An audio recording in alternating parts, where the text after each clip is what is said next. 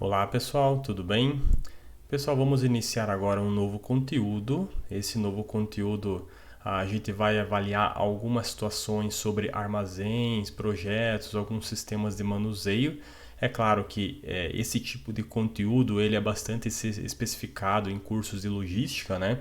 Mas aqui nós só vamos dar uma pincelada para lembrarmos alguns conceitos e algumas características e como que eles podem impactar, né, em todo o nosso planejamento de instalações. Então, esta aula aqui é princípios, projetos e sistemas de manuseio e nós temos a aula 11, então, iniciando como um conteúdo novo do nosso curso de projeto de fábrica e arranjo físico. Como que eu fiz a divisão, então, no conteúdo desta aula aqui? Primeiro nós vamos tratar de uma introdução, lembrar de algumas coisinhas, alguns impactos, né, que já se tem em alguns estudos sobre sistemas de movimentação, manuseio de materiais, o que ele pode impactar dentro do nosso planejamento de instalações, até do sistema produtivo como um todo. Depois nós vamos conversar um pouquinho sobre o projeto do sistema de manuseio, né, algumas etapas, como que nós podemos dividir para ter uma referência, uma organização lógica, né, de forma a conseguir um melhor êxito. E aí também nós vamos falar um pouco sobre o projeto de carga unitária, que é bastante adotada em diversas empresas hoje, ok? Então, primeiramente, vamos trabalhar um pouquinho aqui com esta introdução, pensando no que o nosso manuseio de materiais pode contribuir, né? Quando a gente está tratando do manuseio de materiais, né, a gente pode afirmar que ele contribui basicamente com a utilização de 25% dos funcionários.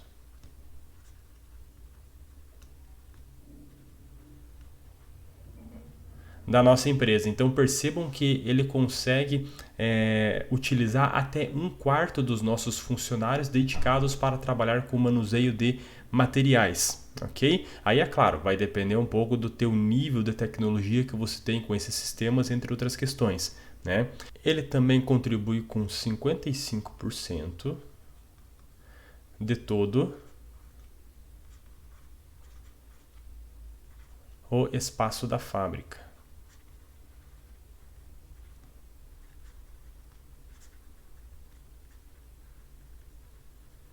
Certo? Porque pensem que todos essas movimentações, deslocamentos, armazenagem, né, todas essas atividades, eles exigem um espaço, né, para que você tenha o acúmulo de materiais para fazer a utilização, a armazenagem, né, de recebimento, de expedição, estoques em processo e também deslocamentos entre diferentes pontos da fábrica.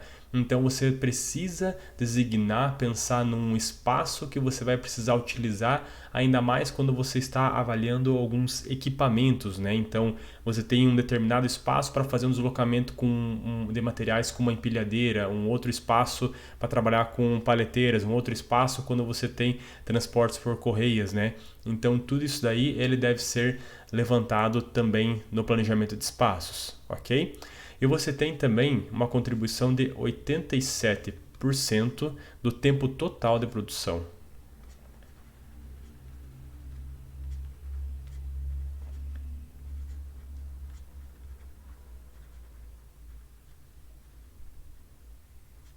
Ok?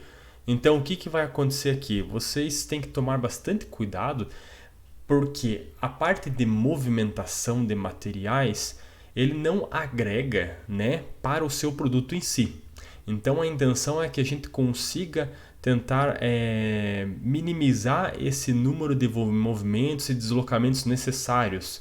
Tá? Então a gente precisa tentar melhorar a questão da utilização dos nossos recursos para essas atividades, tentar minimizar o tempo, né, minimizar a quantidade de movimentos, que para tentar ter a menor contribuição possível, né, com o nosso total da produção, certo?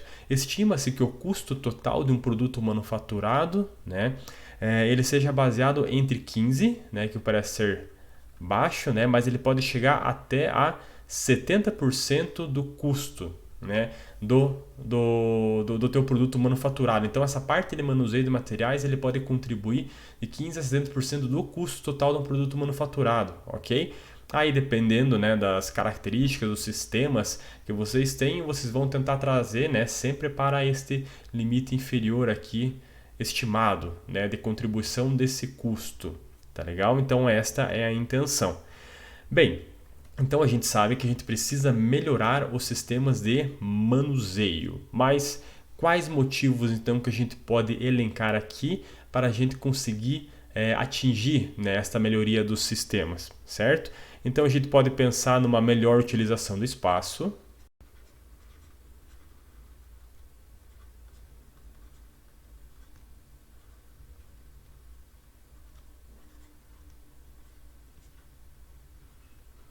Certo? Por que essa melhor utilização do espaço vai contribuir de forma a melhorar, né, esse nosso sistema de manuseio? O que acontece? Você tem uma redução, né, dos nossos estoques aqui em processo. Tá? A gente pode também colocar aqui o menor número de utilizações.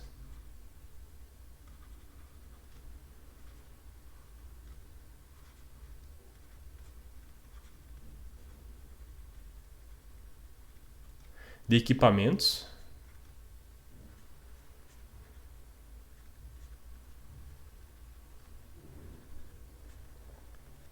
Né? Então a gente tentar trabalhar com um sistema em que a gente consiga utilizar da melhor forma, né? Mas tentar o menor número de equipamentos, o menor o menor impacto, né, que esses equipamentos possam ter dentro do nosso sistema produtivo, né? Então, é claro que a gente pensando no menor, a gente tem que verificar a questão também do custo, do que é razoável para nós, porque se a gente for pensar, o custo nem sempre é a melhor opção, né? Nem sempre o menor custo é a melhor opção.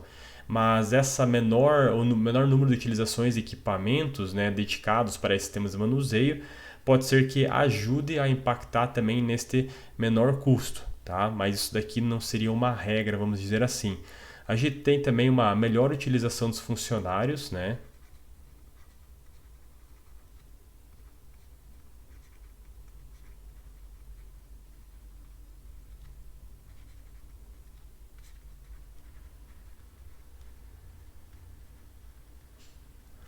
Para atividades que agreguem, né, realmente valor ao produto, ok? E a gente pode linkar também aqui uma maior segurança, né?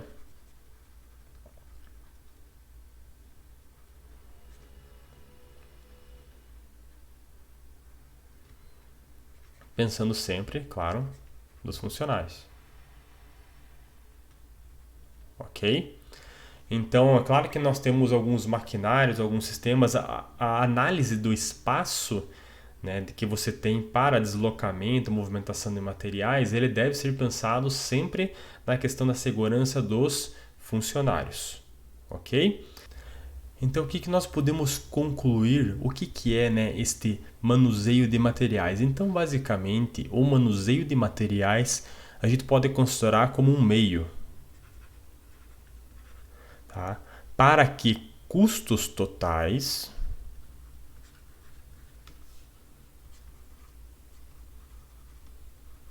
sejam reduzidos por meio do controle de um fluxo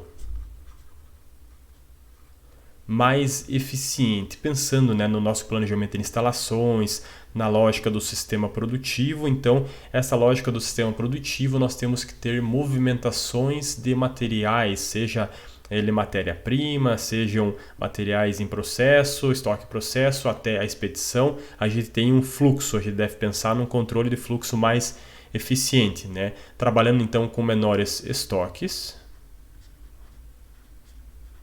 porque maiores estoques provavelmente vão exigir maiores espaços, né, para que você consiga isso, né, para que você consiga atingir um nível satisfatório, né, de armazenamento de estoques. Então a gente precisa pensar num menor estoque e também maior segurança no deslocamento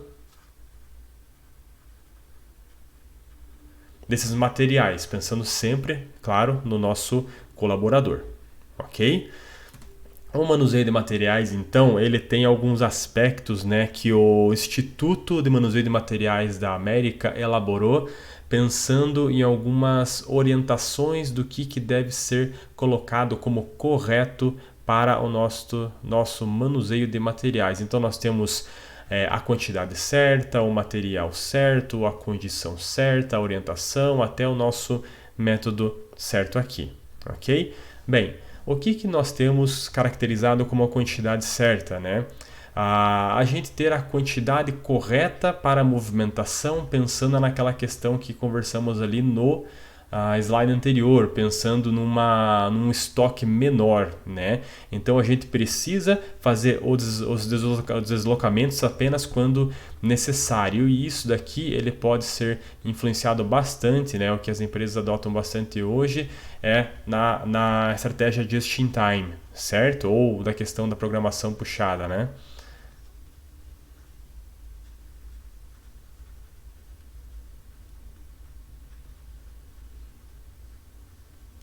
Ok?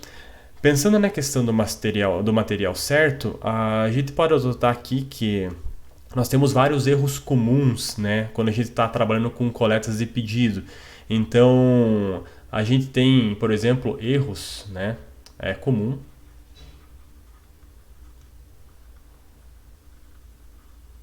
Erros em pedidos,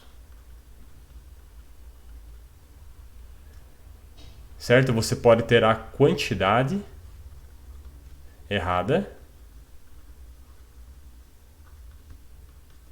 tá? E você pode ter também o tipo de material errado.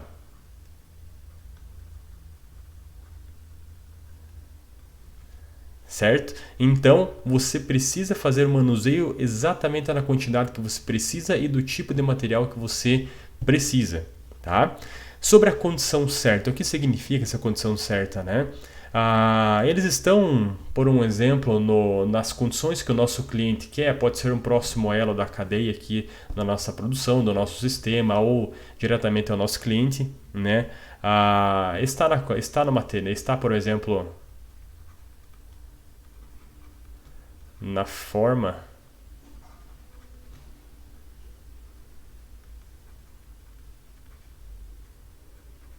embalagem,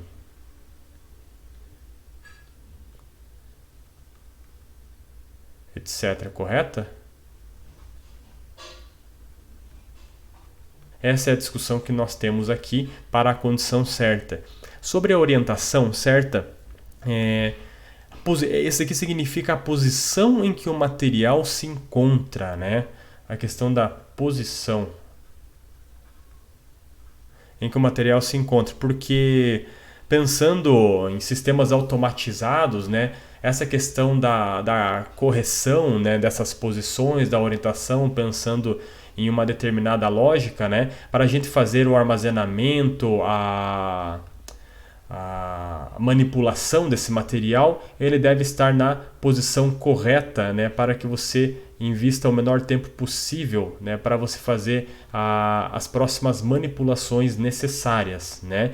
Então a orientação certa, pensando em questão de posição que o material se encontra, ela deve ser a correta, tá? A sequência aqui, pensando na combinação correta, né, na simplificação das tarefas, vamos dizer assim, né?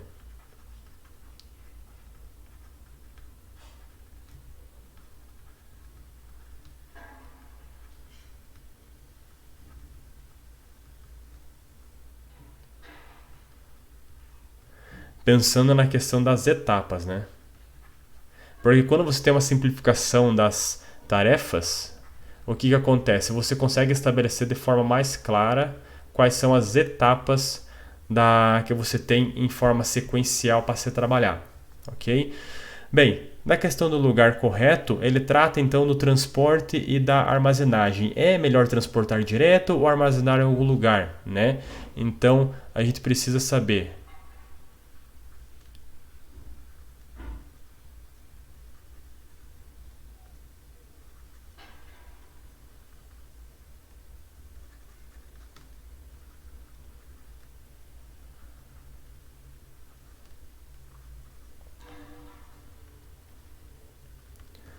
ok? Então, como que a gente vai pensar, né, nessa questão da armazenagem? Ela vai ser centralizada, descentralizada, vai ser um transporte direto, vai ser armazenado em algum outro lugar antes para fazer algum tipo de transbordo, tá? A questão do tempo certo, então a gente pode pensar na questão da previsibilidade, né?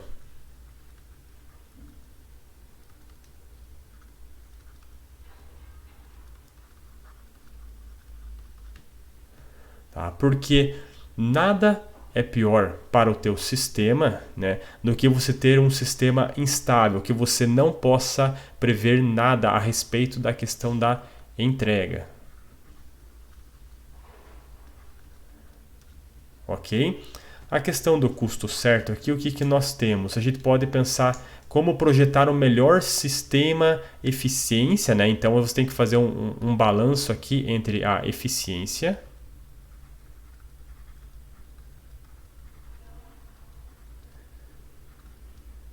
e custo. Nem sempre o sistema, né, de manuseio de materiais vai estar diretamente relacionado com o menor custo, né? Você precisa verificar o que você consegue adquirir de forma que o teu sistema consiga ser eficiente e a um custo razoável. Tá? E o método certo, né? Pensando na questão de equipamento, tecnologia e treinamento. Né? Então nós temos equipamento,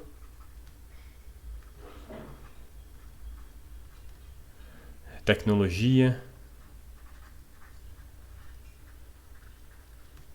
treinamento,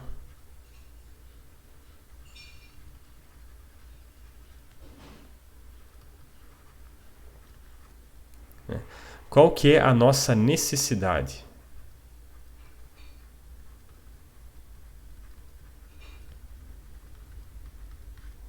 Ok? Então nós temos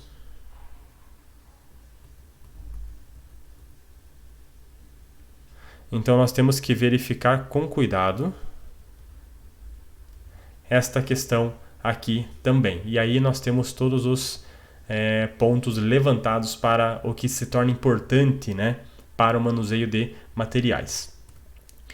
No projeto de sistemas de manuseio de materiais, quando a gente pensa na questão da indústria, né, a gente pode pensar que esse sistema de manuseio ele sempre vai fazer parte do teu sistema produtivo, ele é inerente ao teu sistema produtivo, né? Então, ele é parte do sistema produtivo.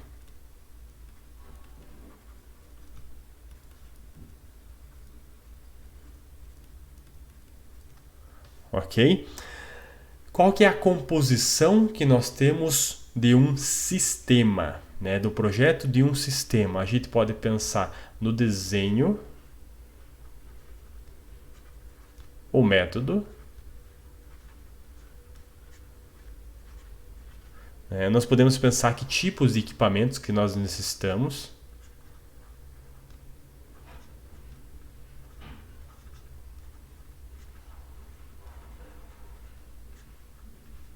né? Nós podemos pensar nas diferentes operações envolvidas.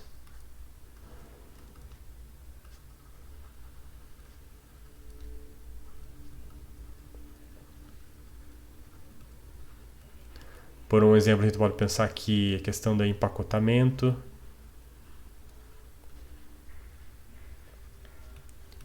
armazenagem,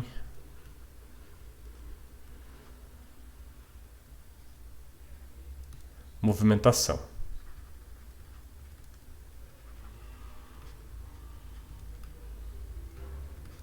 Tá? Uma outra composição, a questão da manutenção, né?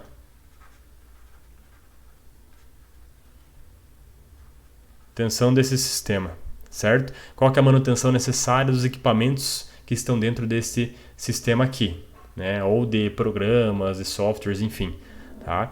Podemos pensar também que tipos de transporte, né, nos modos, né?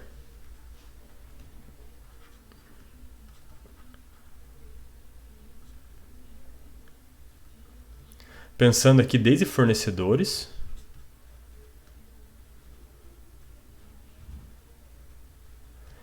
e até chegando, por um exemplo, numa questão de coleta de resíduos, né?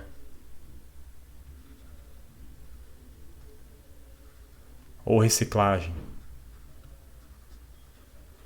Então, pensando na questão da cadeia como um todo, tudo isso daqui ele vai ser trabalhado, né? Os modos de transportes não é só dentro do nosso sistema, mas a gente pode pensar fornecedores, clientes, incluindo toda a questão relacionada à coleta de resíduos, reciclagem e tudo mais.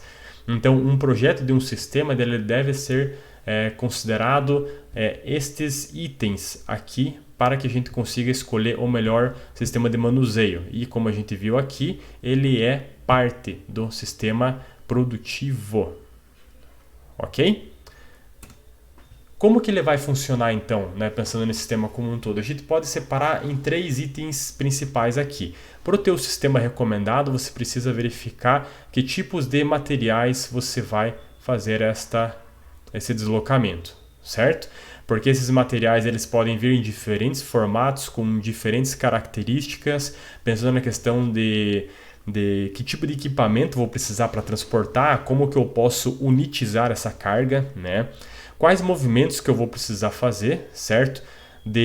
Entre quais pontos, em que momento que eu vou precisar fazer isso daí, né? E quais métodos, tá? Pensando quem que vai fazer, né, isso daí, quem que vai ser responsável, né? Quem que vai precisar ser treinado para fazer esse tipo de movimentação, que tipo de equipamento que eu vou utilizar para fazer esta movimentação, certo? Então, quando nós pensamos aqui no ponto de vista dos materiais, a gente está avaliando o nosso o quê? Lembrando, né, que nós temos aquele PQRST lá do nosso SLP, correto? E pensando no nosso PIQ aqui, né? Certo?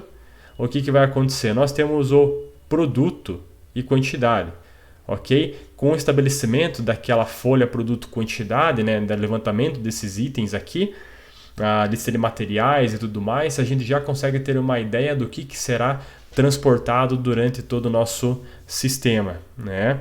Qual que é o tipo de material a ser movido, quais são as características, como que eles vão ser armazenados, ok? Onde, né? Movimentações ele vai ser onde e quando. O que significa esse onde aqui? De onde que vem esse material? Para onde que ele vai, né? Onde ele vai ser armazenado? Quais tarefas de manuseio, né, podem ser eliminadas, combinadas, simplificadas, certo? Então, a gente tem toda essa ideia aqui dentro do onde, né? Aonde a gente consegue automatizar, aonde é necessário que tenha alguns dos nossos colaboradores envolvidos, né, nessa movimentação, ok? Quando que ele deve ser movimentado, né? Dentro do nosso sistema produtivo ali, de repente deu alguma ordem de expedição, né? Então a gente precisa estabelecer num momento que vai ser feita esta movimentação aqui. Como? A partir do como a gente já está pensando na questão do método, né? Então, por um exemplo, como que esse material vai ser movimentado ou armazenado? Quais são as complicações aqui? Ele precisa de algum tipo, por um exemplo, de refrigeração no transporte? Esse aqui é um ponto que pode ser levantado, né? Como que ele vai ser movimentado? Ele vai precisar ser refrigerado de alguma forma, né? Quando ele for armazenado ou transportado? Quem que vai ser responsável? Quem que vai manusear esse material? Quem deveria receber o treinamento, né?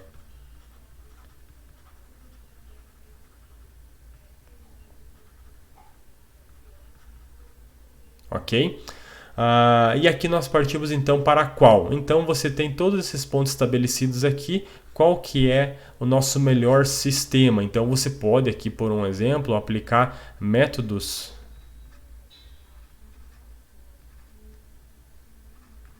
multicritérios,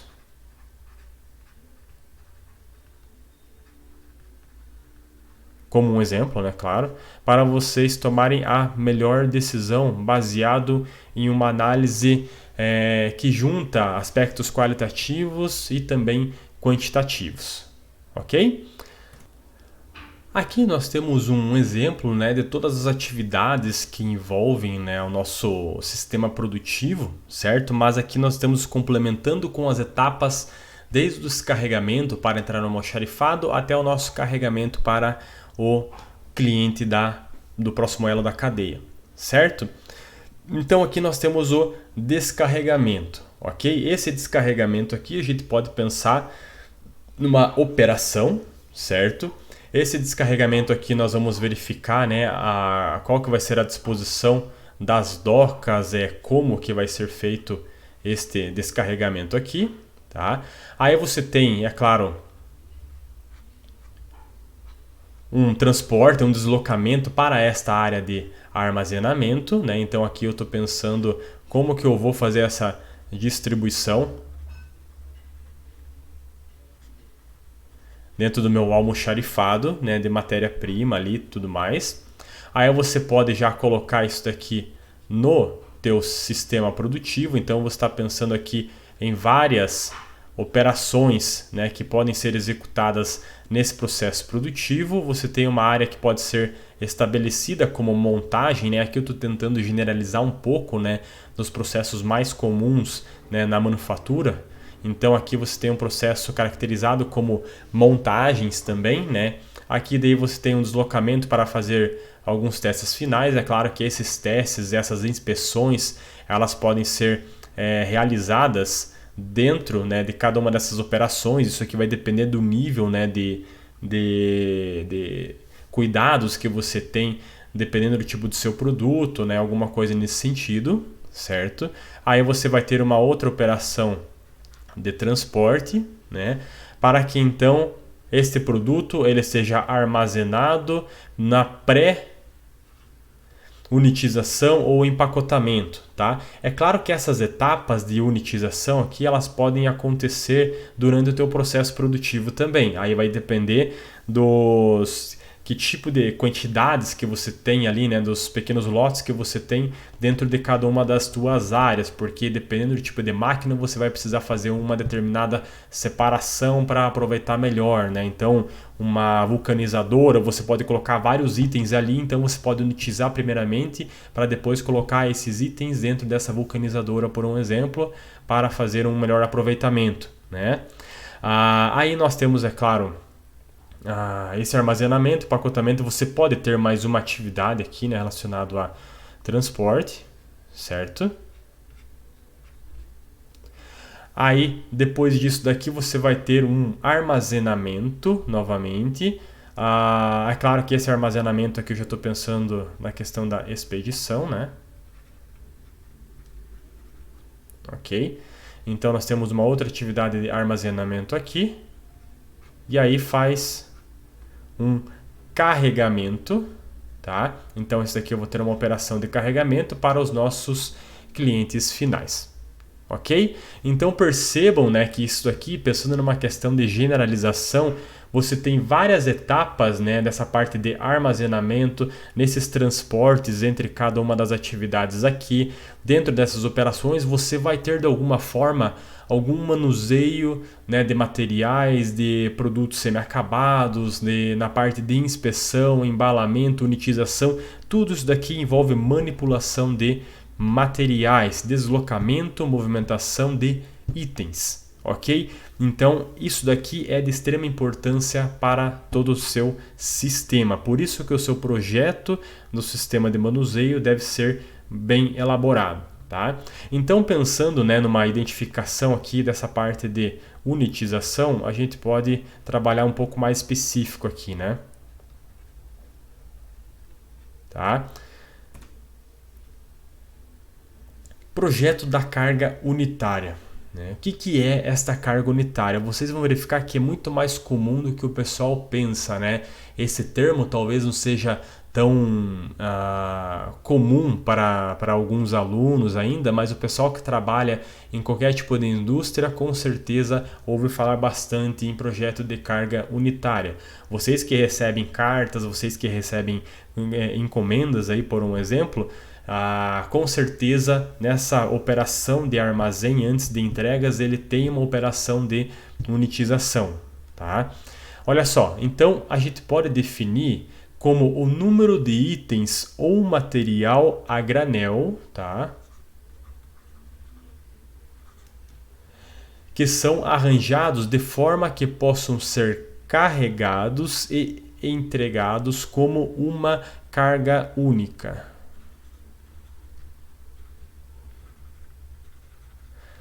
Ok? Então, por exemplo, o empacotamento de um pacote com amendoins, por um exemplo, você está fazendo uma unitização. Você tem frutas, verduras, legumes dentro de uma caixa, né, separado por tipo, você está trabalhando com uma unitização. Você tem vários produtos ali dentro do estoque, ali algum material semi-acabado, né, para você, e você quer transportar de uma vez única, né, para um próximo elo do processo ali. Então você pode unitizar, você pode colocar dentro de uma gaiola, de um container e fazer este transporte, né? Qual que é o objetivo, né, de você unitizar uma carga, né? O que a gente pode colocar aqui? Uniformizar.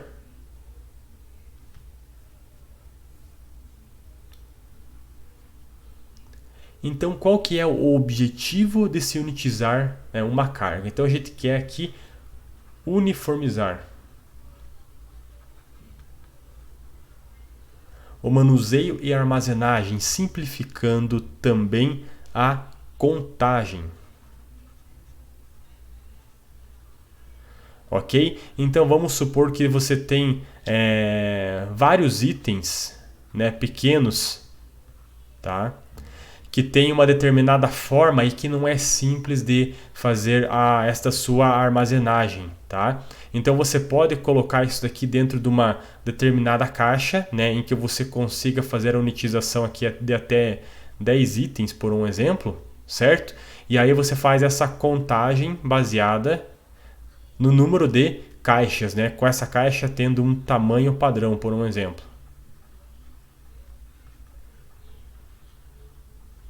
Tá? E essa caixa, claro, ou esse container, ele pode ter encaixes, vamos pensar assim,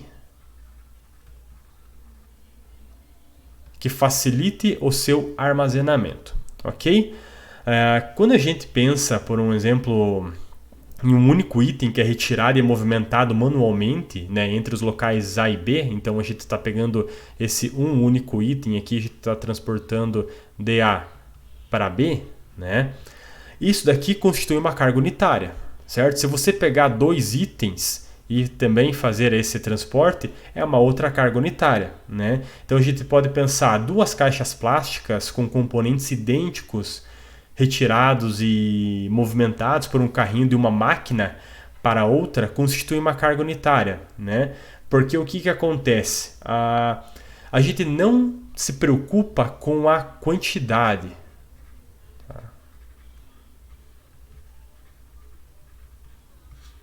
Ok? A gente não se preocupa com a quantidade, porque o que define uma carga unitária é o movimento.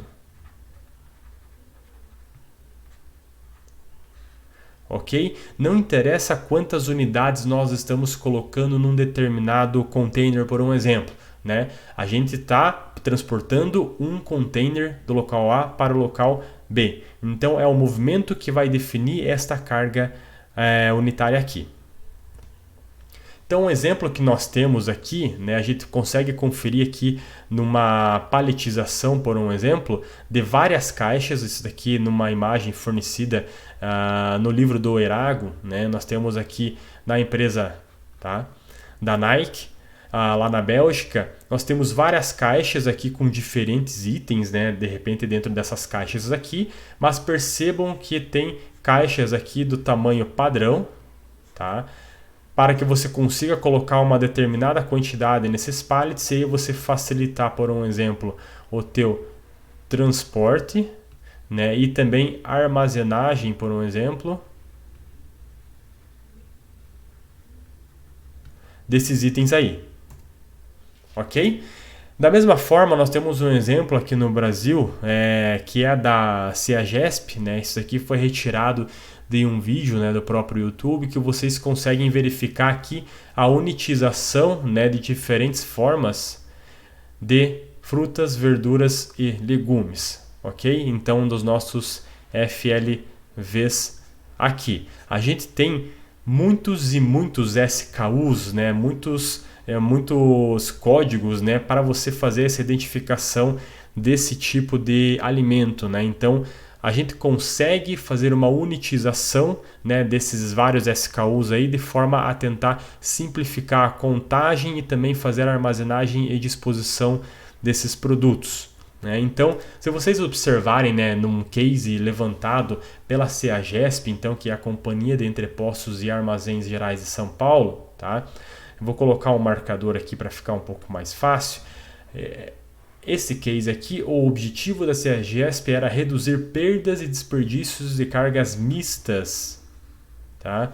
De frutas, legumes e verduras, né? Então, os nossos FLVs, né, que saem do CEAGESP para os supermercados, ok? Então, a movimentação estimada ali por ano é aproximadamente 230 milhões de embalagens. Então, percebam que é um estudo que envolve movimentação de grandes cargas, né? De uma grande quantidade de cargas. Então, depois que eles fizeram esse processo de unitização de forma a tentar simplificar um pouco o processo e também organizar um pouco esse processo de manuseio de materiais, trabalhando com cargas unitárias, eles tiveram uma melhoria na disposição do armazém geral. Então você consegue aqui, é claro, formatar uma melhor organização. Então a gente pode colocar aqui a questão da organização, né?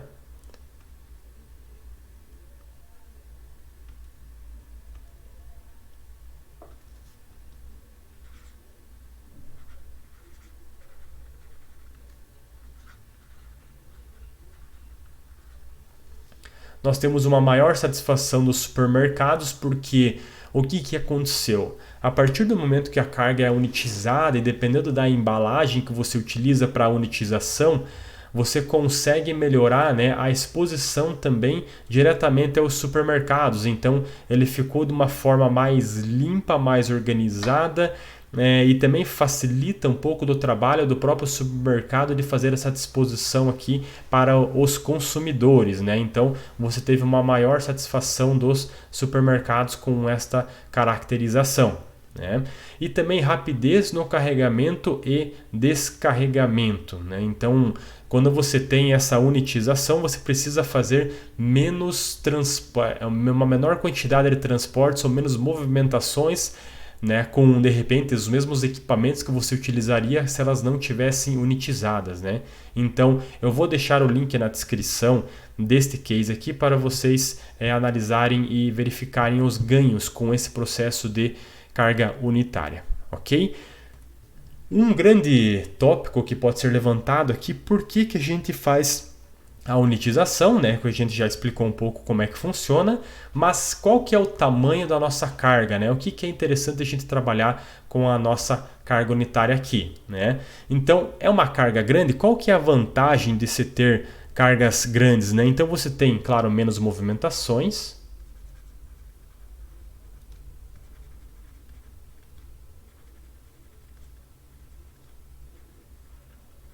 né? Então você trabalha com um número de viagens reduzidos, número reduzido de viagens, né?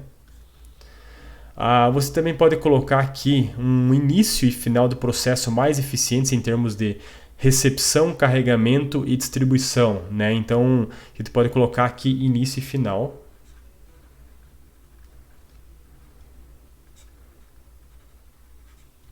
Mais eficientes do processo.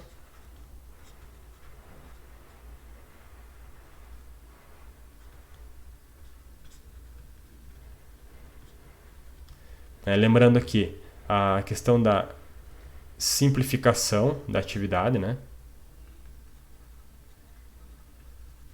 Simplificação, você simplifica um pouco também a questão da armazenagem.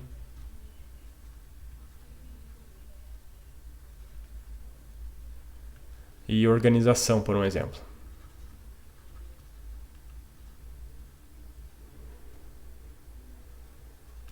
Ok? Tá, mas qual que é a vantagem de você trabalhar com uma carga unitária pequena, né? Ou você não unitizar, vamos pensar assim, num determinado container, ou você colocar poucas peças, né, em um determinado container. Você vai ter um menor WIP aqui, né? ok? Porque o processo de unitização ele vai ser com uma menor quantidade, então com isso daqui você já pode passando para o próximo elo da tua cadeia ali ou do teu sistema produtivo com uma menor carga, então isso daqui acontece de forma mais rápida e você diminui a quantidade, né? Você tem equipamentos mais simples para fazer essa movimentação, né?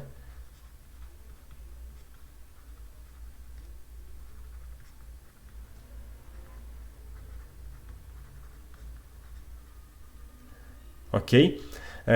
Pensando que isso daqui também ele pode dar uma maior flexibilidade, né?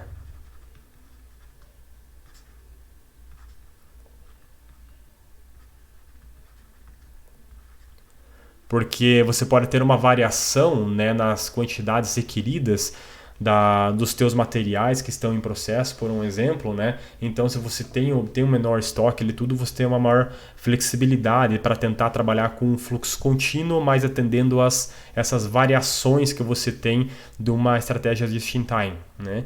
Então, assim, vai depender de cada uma das empresas que vocês estarão trabalhando.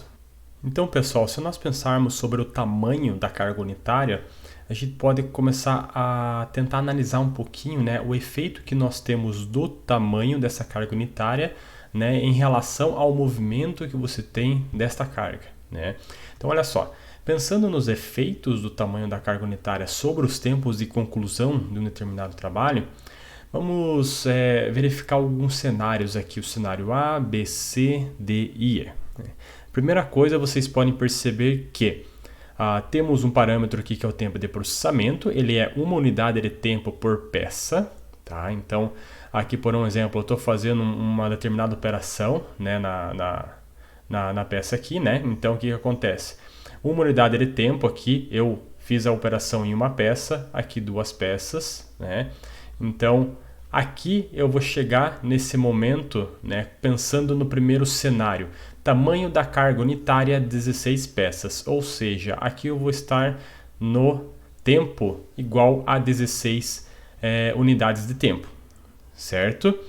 A partir do momento que eu fiz essas 16 processamentos aqui, né, dessas 16 peças, eu estou avaliando aqui que uma carga unitária tem essas 16 peças. Então, eu faço a unitização, eu tenho aqui uma transferência, ou seja, eu vou ter duas unidades de tempo aqui para fazer esse tempo de movimentação desta carga até a outra parte onde vai ser processado unidade a unidade novamente, certo?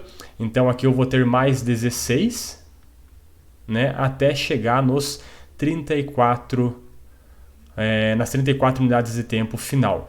Então, para a gente fazer o processo, né, dessas 16 unidades, unitizar em uma carga só, fazer a transferência desta carga, né, fazer essa movimentação que demora 2 unidades de tempo, e aí executar as operações em cada uma dessas peças novamente, eu vou totalizar então 34 unidades de tempo, ok? Se nós pensarmos no cenário B, agora o nosso tamanho da carga unitária, em vez de ser 16, vai ser 8 peças. Tá? Então aqui, né, com 8 unidades de tempo, eu vou ter as minhas 8 peças processadas, ok? E aí eu posso já fazer a primeira transferência dessa primeira carga unitária. Mas a partir do momento em que eu estou fazendo essa transferência, né, no início dessa transferência, que vai de 8 até 10 unidades de tempo, eu posso iniciar já o meu lotezinho 2 aqui, né? Certo? Para fazer este processamento, ok?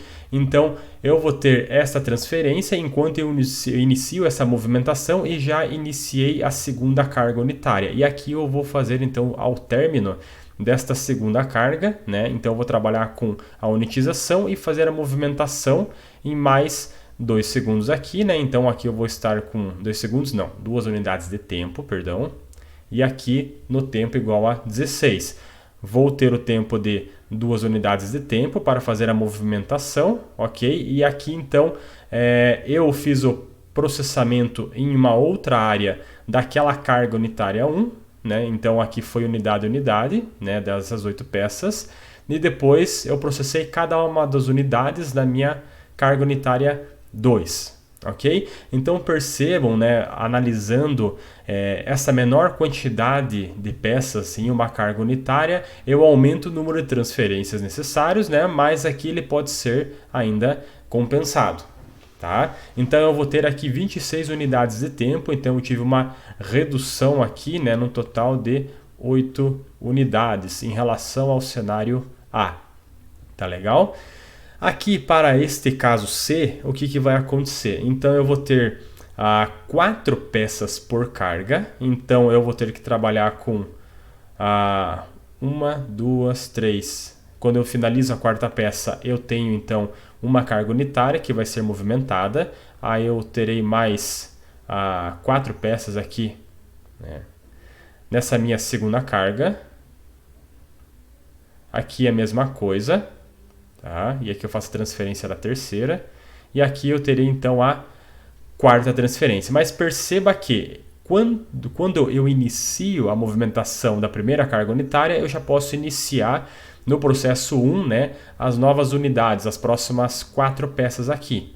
Tá legal? Então, a partir disso daqui, a gente já pode também ir processando. Então, por um exemplo, eu terminei a movimentação da minha carga unitária 1 aqui, nessa movimentação. O que vai acontecer? Aí eu vou processar as 4 peças aqui. Demorei 1, 2, 3, 4 segundos. Então, essa primeira carga já foi totalmente processada. Aí eu vou processar essa daqui, depois a 3 e depois a 4. Percebam que utilizando as operações 1, as operações 2 e a movimentação, né, entre essas operações, o que vai acontecer?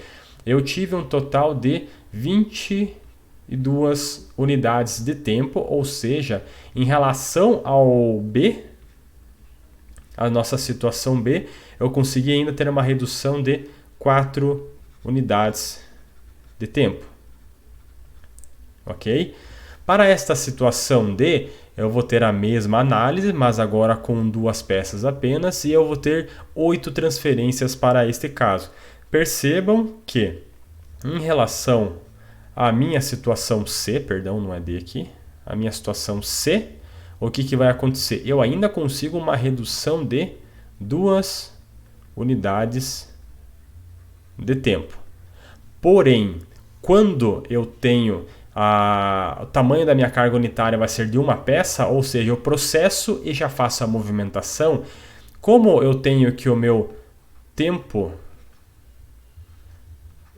de movimentação ele é maior que o tempo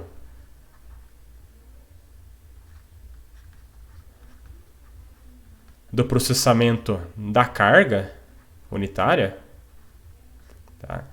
Porque aqui eu vou ter uma unidade de tempo para processar uma peça, que vai ser uma carga unitária, né? E aí 2 unidades de tempo para fazer esta movimentação, ok? Então o que vai acontecer? Aí eu já vou ter um pouco de atraso, né, na questão das operações que eu vou ter em relação da operação 1 para a operação 2, porque eu tenho um gargalo aqui dentro da minha movimentação. Tá legal? Até a minha 16ª movimentação. Então aqui em relação, por exemplo, à situação D, eu tive um aumento, né? Então esse aumento ele vai ser igual ao tempo que eu tive em A.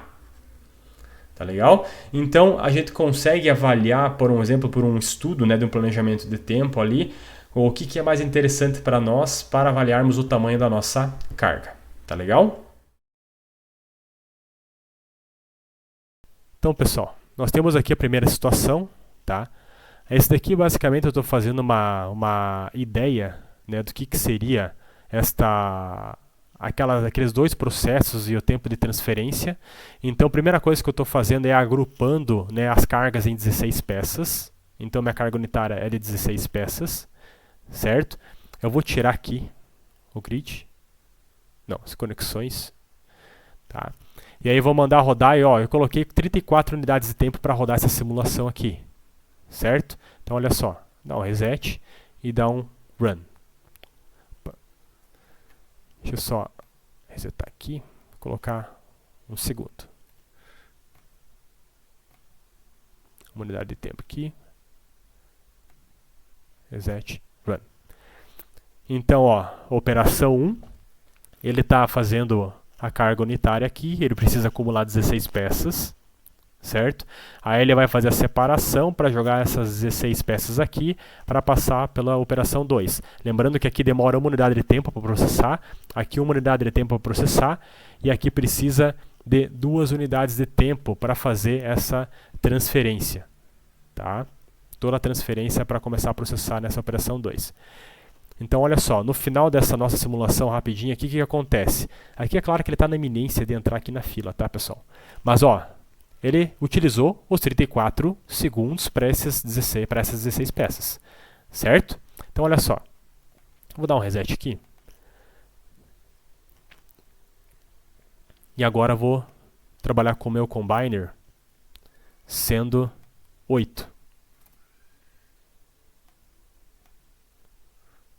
Tá, então eu vou agrupar agora em 8 peças por carga. Então, tá lá, 4, 5, 6, 7, 8 foi. E agora, enquanto ele está processando nessa operação 1 os outros 8 itens restantes, ele está no processamento 2 aqui já, fazendo os outros 8 itens que já estavam prontos, certo?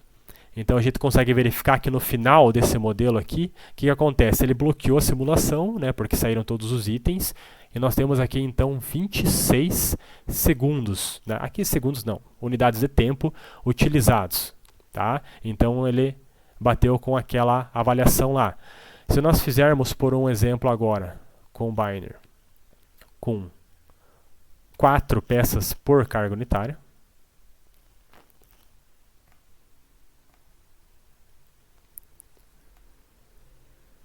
dá uma aceleradinha aqui só rapidinho. Olha lá, ó, percebam que agora, nessa situação aqui, a gente vai conseguir melhorar um pouco mais esse tempo ainda, tá? Por mais que tenha mais transferências, a carga unitária seja melhor, nós temos 22 unidades de tempo utilizadas para fazer toda essa tarefa desse departamento aqui, tá? Aqui nós temos então, por o caso de utilizar 2 peças por carga unitária, o que acontece? A gente consegue ver que tem maior número de transferências, certo? E mesmo assim, ele consegue melhorar o tempo e foi para 20 unidades de tempo, certo? Mas, pensando naquela última questão, que nós temos o processamento aqui, que vai ser transportado na realidade apenas uma unidade, né? Então ele foi processado, vai para transferência, tá? Pensando que o tempo de transferência ele não depende do tamanho da carga, tá? Então essa é uma questão que tem que ser colocada. Então, ó, o que acontece aqui? Ele fica bloqueado um tempinho no aguardo por causa desse tempo de separação, tá? Que eu coloquei aqui, que faz parte da transferência aqui, né? Por um exemplo. Tá? Então verifique aqui que ele vai utilizar para processar essas 16 peças, esses 16 itens, ao mesmo tempo que levou com uma carga unitária de 16 peças. Tá legal, pessoal? Então essa é uma das utilidades que nós temos aqui para rodar a simulação dentro da amostragem, né? Para a gente verificar qual que é o melhor cenário para nós aqui.